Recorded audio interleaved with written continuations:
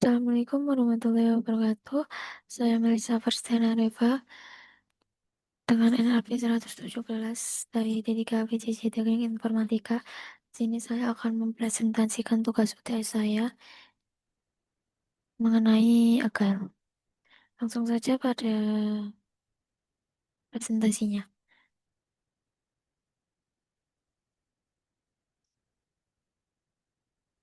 Yang pertama yaitu sejarah lahirnya agile.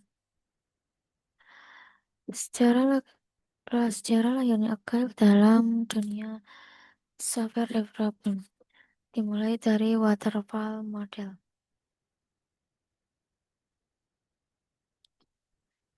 Nah,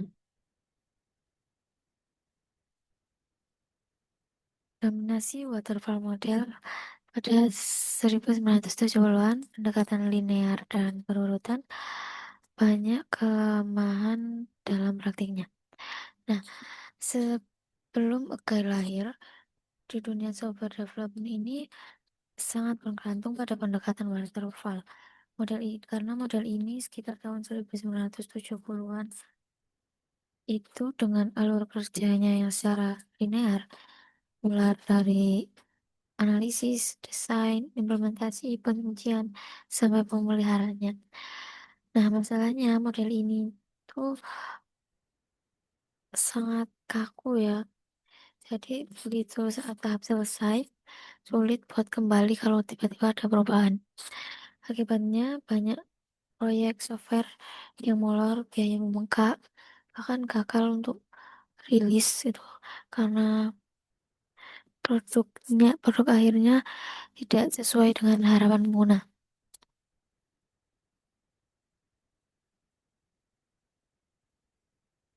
Nah, kemudian kita lihat kelemahan dari waterfall ini. Pertama, sulit beradaptasi dengan perubahan. Yang kedua, dokumentasi terlalu berat. Yang ketiga, produk sering tidak sesuai ekspektasi. Yang terakhir, risiko proyek gagal itu tinggi. Nah, waterfall model ini cocok untuk proyek yang kebutuhannya itu stabil. Namun dalam software, jelas kebutuhannya sering berubah-ubah. Model ini terlalu fokus pada dokumentasi yang tebal di awal, tetapi tidak menjamin software bisa berfungsi dengan baik di akhir. Karena itu, perubahan akan sulit diakomodasi. Hasil akhirnya sering tak sesuai dengan yang diinginkan oleh pengguna. Inilah alasan yang membuat banyak orang mulai mencari pendekatan baru yang lebih efektif dan lebih fleksibel.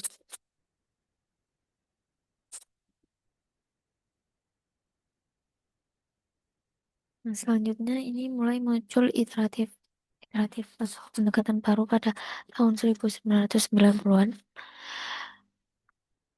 Ini terjadi karena reaksi terhadap kekakuan dari waterfall model, kemudian muncul metode Lightweight, terus fokus pada iterasi singkat dan umpan balik yang cepat.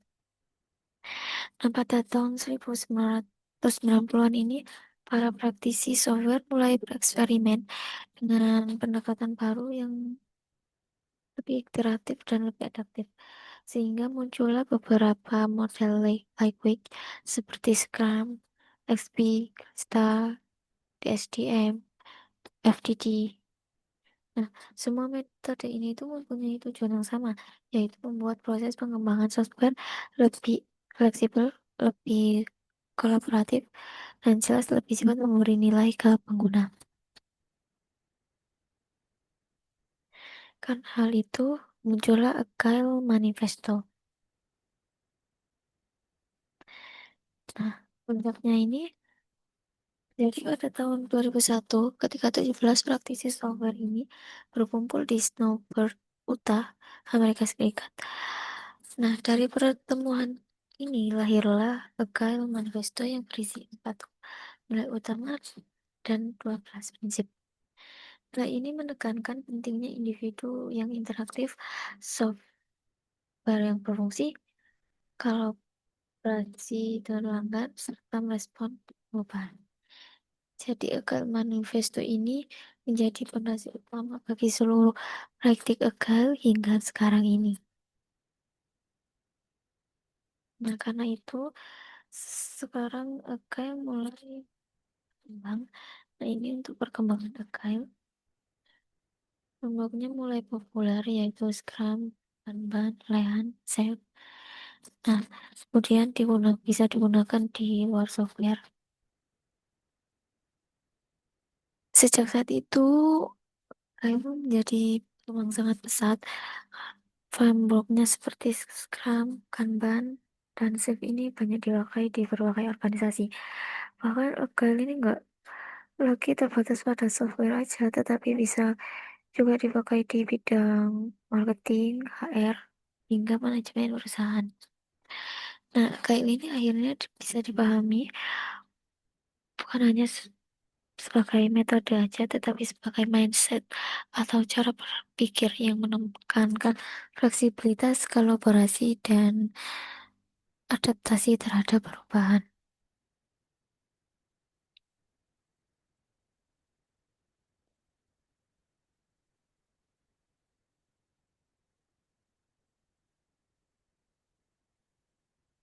Nomor berikutnya yaitu perbedaan doing agile dan being agile.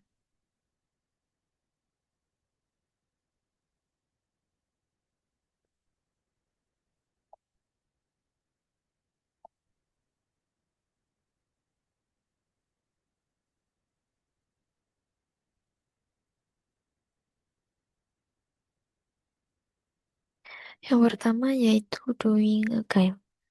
Doing agile ini fokus pada praktik dan tools, kemudian mengikuti framework agile, kemudian bisa dijalankan tanpa perubahan budaya. Jadi maksudnya doing agile ini timnya bisa melakukan aktivitas agile seperti stand-up meeting atau sprint planning atau pakai Kanban board gitu.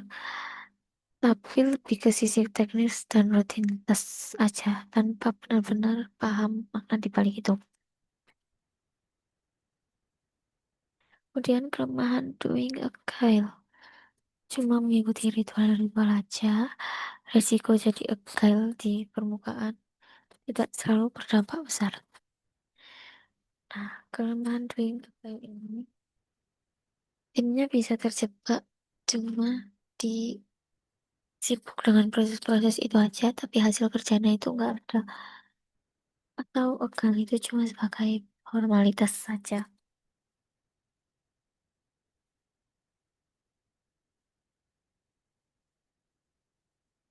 Yaitu being agile. Agile ini mindset dan budaya kerjanya agile, nilai agile jadi pegangan sehari-hari dan fokus pada kolaborasi dan adaptasi. Jadi being agile ini artinya lebih dari sekedar menjalankan proses, tetapi tim juga menjadikan nilai agile ini sebagai bagian dari cara kerja mereka dalam sehari-hari yang terbuka, adaptif, dan fokus untuk memberikan nilai pada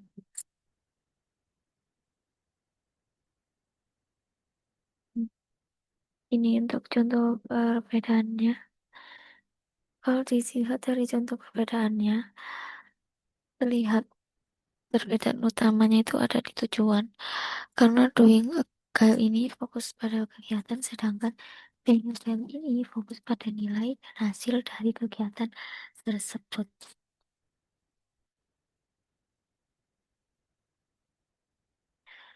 Jadi, kesimpulan dari dua perbedaan antara doing agile dan being agile ini.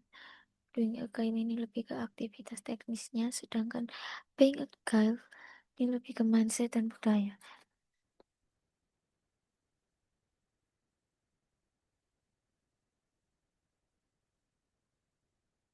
Jadi kayak doing agile itu langkah awalnya, tapi being agile ini yang buat agile jadi benar-benar hidup dan bermanfaat.